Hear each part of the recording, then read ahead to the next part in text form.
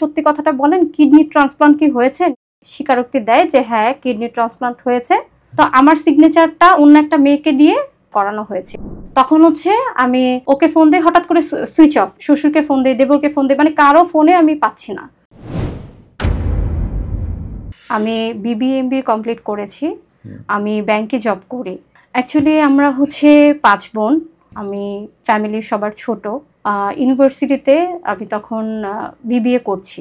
সেই সময় হচ্ছে অনলাইনে একটা ছেলের সাথে পরিচয় হয়। কনভারসেশন খুবই ফ্রেন্ডলি ছিল, খুবই ক্যাজুয়াল। তো সেও তখন ইংল্যান্ডে ছিল, সে স্টুডেন্ট ভিসাতে সেখানে পড়াশোনা করছে। তো এরকম তার সাথে মাঝে মাঝে কনভারসেশন তার সাথে এভাবে কন্টিনিউ হচ্ছে।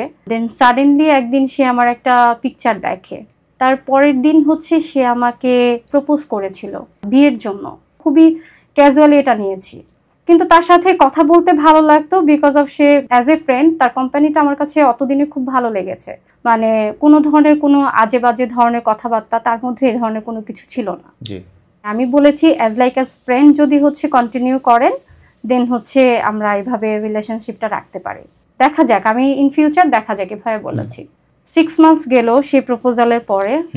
দেন আমার কাছে মনে হলো যে না, ছেলেটা ভালো, মানে তার প্রতি যে আমার হচ্ছে ভালো লাগাটা বা তার প্রতি যে আমার ভালোবাসাটা তৈরি হওয়ার পিছনে তার যে কেয়ারনেসটা যে ছিল আমার প্রতি, সেটাই আমাকে বাধ্য করেছে। বাজে কোনো ধরনের কোনো কথাবার্তা না, সে সবসময় মানে দুষ্টামি তার নেচার ছিল। হ্যাঁ হ্যাঁ, যেগুলো হচ্ছে আমার কাছে খুব ভালো লেগেছে।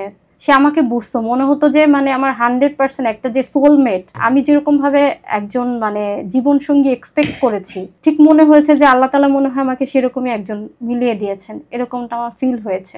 তারপর হচ্ছে আমি আমার বড় বোনের সাথে শেয়ার করি। দেন আমার বড় বোন খুবই ক্যাজুয়ালি বললো যে যেহেতু আমি তখন স্টুডেন্ট, ও স্টুডেন্ট, তো তোমরা দুজন পড়াশোনা করতে থাকো, পরবর্তীতে দেখা যাবে। দেন হচ্ছে যখন আমার ইমিডিয়েট বড় বোনের বিয়ে হয়ে যায়, 4 নাম্বার বোন, ওর বিয়ের প্রোগ্রামেই তখনই হচ্ছে আমার বিয়ের জন্য অনেক প্রপোজাল চলে আসে। আমার বাবার কাছে বলা হয়, তখন আমাকে জানানো হলো যে বিয়ের কিছু প্রপোজাল এসেছে। আমার বড় বোন আমাকে বলল ওই ছেলেকে ভুলে যাও, আব্বু এটা কোনোভাবে মেনে নিবে না, তোমার ভালো কিছু প্রপোজাল এসেছে, সেখানে তোমার বিয়ে দেওয়া হবে। তখন আমার কাছে এমন লেগেছে যে মনে হয় যে আমার মানে মাথার উপরে আকাশ ভেঙে পড়েছে। তখন আমি ফার্স্ট টাইম রিয়েলাইজ করি যে আমি তাকে প্রচন্ড ভালোবেসে ফেলেছি। তখন শুরু হলো বাসা থেকে বিভিন্ন মানে সিভি আসে, বায়োডাটা আসে ছেলেদের। সবার ছোট, শাসন করার মতো অনেক মানুষ, সবাই শাসন করার মতো। ইনফ্যাক্ট আমার দুলা ভাইরাও তারাও হচ্ছে শাসন করার জন্য, কারণ তারা ছোট থেকে আমাকে পেয়েছে। তখন সবাইকে সরাসরি তো বলতে পারছিলাম না, এই জন্য আমি সবাইকে এক্সকিউজ দেওয়া যেটা বলে, আমি তখন হচ্ছে গ্রাজুয়েশনের কথা বলছিলাম, বারবারই কান্না করছিলাম, মানে প্রচন্ড কান্না, মানে মেনে নিতে পারছিলাম না বিষয়টা। ততদিন সম্পর্কের কতদিন হয়েছিল? তখন বছর খানিক হয়েছে। তখন পর্যন্ত দেখা হয় না, তখন পর্যন্ত জাস্ট 2-1 বার হয়তো ভিডিও কলে তার সাথে আমার দেখা হয়েছে। তো যখন কান্নাকাটি করি, গ্রাজুয়েশনের এক্সকিউজ দেই, তখন তারা এটা বুঝতে পারে। আমার বোনরা, বড় বোনরা হচ্ছে বলছিল যে আমরা আব্বু যেখানে বিয়ে দিচ্ছে সেখানে আমরা বিয়ে করছি, আর তোমাকে এটা বলা হচ্ছে, তোমার কতটুকু লজ্জা শরম নেই, মানে এরকম ভাবে বলছে। হ্যাঁ, মানে আমাকে খুবই ধিক্কার দিচ্ছে আর কি। বাসায় সবাই জেনে গেছে যে আপনি একজনকে পছন্দ করেন? তখন হয়তো টুকটাক একটু বোঝা শুরু করেছে ফ্যামিলি থেকে, যে মাঝে মাঝে হয়তো কারোর সাথে কথা বলি। তখন হচ্ছে ওকে আমি মানে ফোন দিয়ে বলছি যে দেখেন, আপনি যদি হচ্ছে আমার বড় বোনকে বা এদেরকে যদি, আমার ফ্যামিলিকে যদি কনভিন্স না করেন, দেন হচ্ছে এটা সম্ভব হবে না। তো হচ্ছে আমার বড় আপু, দুলা ভাই এদের সাথে কন্টিনিউ কথা বলা শুরু করলো, তাদেরকে কনভিন্স করার ট্রাই করলো, তাদের সাথে কান্নাকাটি করলো। একটা সময় আপুর একটু মায়া লেগে গেল, বড় আপু আব্বুকে বলল, আব্বু প্রথমে রেগে গেল। দেন বড় আপু যখন বারবার বলছে যে তুমি দেখো ছেলেদের বাড়ি ঘর দেখো কি অবস্থা কি, তারপরে হচ্ছে পরবর্তী ডিসিশন নেওয়া যাবে, আমরা খোঁজ খবর তো নিতে পারি। বললো যে আচ্ছা ঠিক আছে, ওর বাবা মা যদি কথাবার্তা বলে তারপরে দেখা যাবে, কারণ হুট করেই তো কারো বাড়িতে যে খোঁজ খবর নেওয়া যায় না। অবশ্যই। তার বাসায় কি আপনার ব্যাপারে জানতো? হ্যাঁ, তার বাসায় জানতো, রাজি ছিল, তাদের কোনো সমস্যা ছিল না।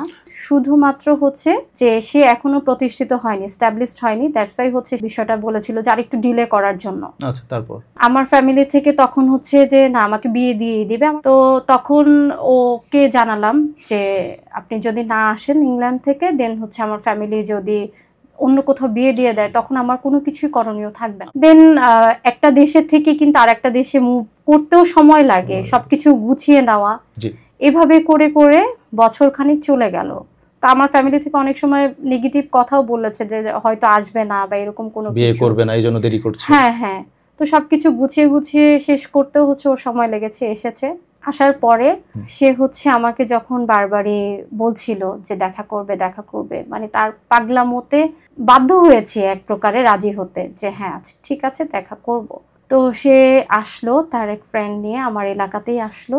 বাসায় তখন আমি আর আমার আম্মু, আর কেউ ছিল না।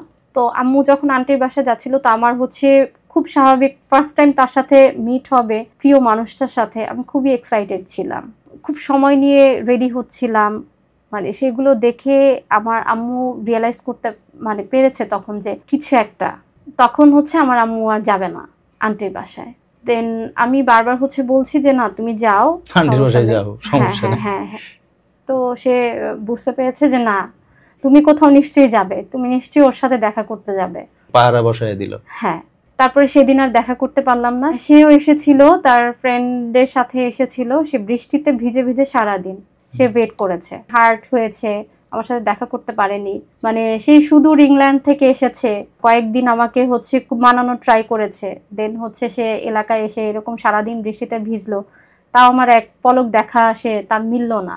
দেন হচ্ছে জুনের 30 তারিখে ইউনিভার্সিটিতে আমি যখন যাচ্ছি, তখন সে বললো যে আজকে দেখা করবে। তো মানে হাত পা ঠান্ডা হয়ে যাচ্ছে, আবার হচ্ছে হ্যাঁ হ্যাঁ হ্যাঁ স্পেশালি তার জন্য।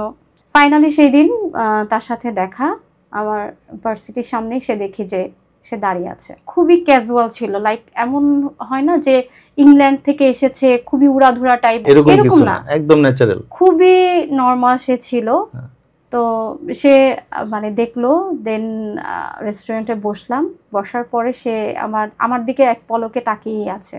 আমি কিছুই খেতে পাচ্ছিলাম না, খুব লজ্জা লাগছিল, মানে খুব মানে ব্লাশ করছিলাম, ব্লাশিং স্মাইল যেটা বলে, মানে মাথা নিচু করে ওরকমই একটা। সে যখন আমার দিকে তাকিয়ে আছে, সে আমাকে বললো যে তোমাকে ছবিতে যেরকম দেখেছি বাস্তবে তুমি আরো সুন্দর। তখন সে আমাকে কিছু গিফট করলো, মোবাইল গিফট করলো আমার জন্য, মানে দেশের বাইরে থেকে কিছু গিফট নিয়ে আসছে, সেটা হচ্ছে সে আমাকে দিল।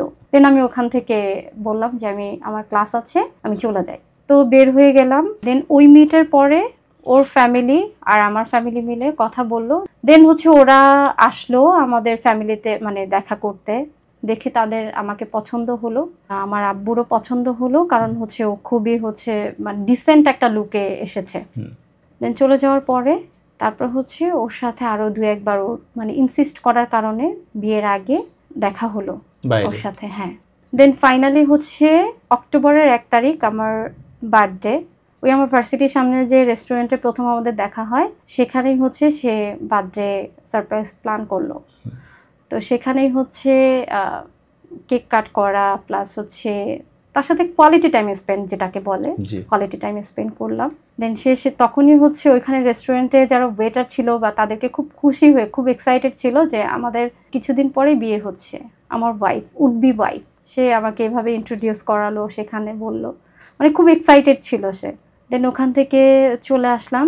তারপর 12 তারিখে ওদের পুরো রিলেটিভস বা সবাইকে নিয়ে হচ্ছে আমাদের বাসায় আসবে এরকম কথা হলো। সেটা হচ্ছে এঙ্গেজমেন্ট হওয়ার কথা ছিল।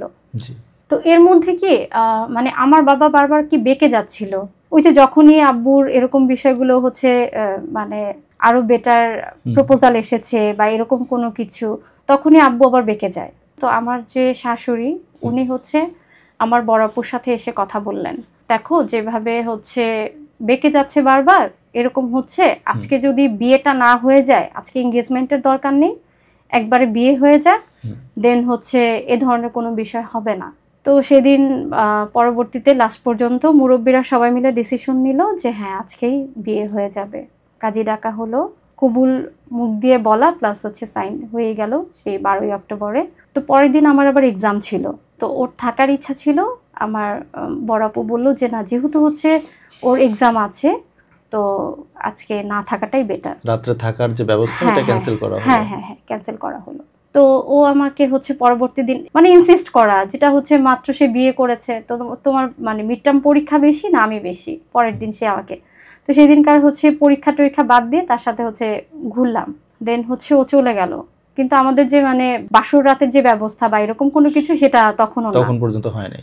তো বিয়ের 21 থেকে 22 দিন পরে, মানে যেহেতু তখনও রিসেপশনের কোনো প্রোগ্রাম হয়নি, ওদের ওখানে যাওয়ার কোনো বিষয় ছিল না, সে কারণে হচ্ছে আমাদের বাসায় একটা ছোটখাটো ব্যবস্থা করা হলো। সে সেদিন আসলো বাসর, সেদিন সে থাকলো। তারপর হচ্ছে আমাদের মানে খুব ভালো একটা সময় কাটছিল। দুজনের মধ্যে যে মায়া, যে বন্ডিংটা মানে অনেক স্পেশাল ছিল, সময়গুলো অনেক স্পেশাল কাটছিল। ও মানে প্রচন্ড পাগলামো করে, মানে বিভিন্ন কিছু বলে বলে চলে আসতো, বাসায় আসলে যেতে চাইতো না। তারপর হচ্ছে সে আনুষ্ঠানিকতা হওয়ার আগেই বায়না ধরলো এক প্রকার যে তার বাড়িতে নিয়ে যাবে আমাকে। আব্বুকে বোঝানোর পরে দেন হচ্ছে ও আমাকে বাড়িতে নিয়ে গেল। 2 দিনের কথা বলে 13 দিন ওর সাথে সেখানে স্টে করি। জোর করে বলতে আমিও তখন থাকতে চেয়েছি, আসলে বলতে গেলে আমার মানে সেখান থেকে আসতে ইচ্ছা হয়নি। স্বপ্নের যে একটা দুনিয়া, মনে হয়েছে যে আমার লাইফের সব থেকে বেস্ট মোমেন্ট, বেস্ট টাইম তার সাথে স্পেন্ড করছিলাম। তখন হচ্ছে আমার শাশুড়িও খুব খুব আদর করতেন, মানে কোনো কিছু না, আমি বিছানার চাদর গোছাবো বা কোনো কিছু করব সেটাও করতে দিবে না, জাস্ট হচ্ছে তার ছেলের সাথে টাইম স্পেন্ড করা, ঘুরবো ফিরবো খাবো, এতটুকুই। বিকেল হলে তার সাথে ঘুরতে যেতাম বা এরকম, মানে খুবই একটা সুন্দর মোমেন্ট। সকালবেলা ঘুম থেকে উঠলে দেখা যেত যে মানে আমরা ছাদে চলে যেতাম, গ্রাম সাইডের এরিয়াতে, ওইখানে নাস্তা হচ্ছে কাজের মেয়ে দিয়ে যেত, ওইখানে হয়তো হচ্ছে আমার খোপার মধ্যে ফুল গুজে দিত কাজের মেয়েরা এসে, এরকম করতো, মানে কিভাবে আমাকে সুন্দর করে রাখবে। তখন আমার শাশুড়িও খুব মানে বলতেন যে এত সুন্দর বউ, এত সুন্দর বউ, মানে এরকম ভাবে বলতেন। তো তখন ছেলেকে এভাবে বলতো যে যে তোমার জন্য একটা সুন্দরী বউ নিয়ে আসছি, আমি তো নিয়ে আসছি, মানে ক্রেডিট নিতেন তখন শাশুড়ি। খুবই এনজয় করতাম বিষয়গুলো, আমার খুব ভালো লাগতো যে তারা এতটা আন্তরিক। মানে আমার একটা ফোবিয়া কাজ করতো যে যেরকম ভাবে মুভিতে, বাংলা মুভিতে দেখতাম যে শাশুড়িরা খুব ভয়ঙ্কর টাইপ হয় বা এরকম কিছু। তো পরবর্তীতে যখন দেখি যে না, তারা খুবই হচ্ছে মিশুক, তাদের মানে তাদের সাথে আমার মিশতে কোনো কষ্ট হয়নি। শ্বশুর শাশুড়ি সবাই হচ্ছে খুব আদর করেন, মানে সবার সাথে বন্ডিংসটা খুব ভালো। তখন হচ্ছে আমার হাজবেন্ডও আমার কথা খুব প্রায়োরিটি দিত, তো আমার প্রতি খুবই কেয়ারিং নেচার। এভাবে আসা যাওয়ার মধ্যে আমাদের বছর খানেক চলে যায়, কিন্তু এর মধ্যে ও কিন্তু কোনো কিছুই করছে না, সে কিন্তু পুরোপুরি হচ্ছে বাবা মার উপরে ডিপেন্ডেন্ট। আমার সাথে কোয়ালিটি টাইম স্পেন্ড করছে। আর ওদের ফ্যামিলি হচ্ছে কি যে আর্থিক দিক থেকে তাদের কোনো সমস্যা নেই।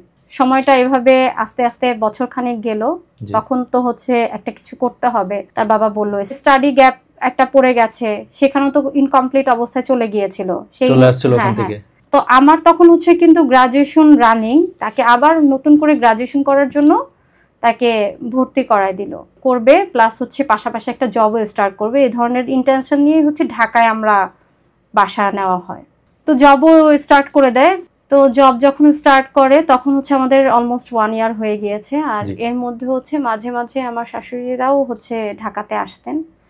কিন্তু আমি যখন হচ্ছে বিয়ের প্রথম দেখি, তখন শাশুড়ি সম্পর্কে আমার মাকে এটাই বলেছিলাম যে আম্মু, তোমার থেকে আমার শাশুড়ি আমাকে অনেক ভালোবাসেন। তো আমি তখন আসলে রিয়েলাইজ করতে পারিনি তার নেচার সম্পর্কে। অতিথি যে বক্তব্যগুলো দিচ্ছেন এটা তার একান্তই নিজস্ব অভিজ্ঞতা, একান্তই ব্যক্তিগত মতামত। অপরপক্ষে যাকে নিয়ে কথা হচ্ছে উনি চাইলেও তার বক্তব্য দিতে পারবেন। এর জন্য যোগাযোগ করতে হবে আমাদের পেজে দেওয়া হোয়াটসঅ্যাপ নাম্বারে।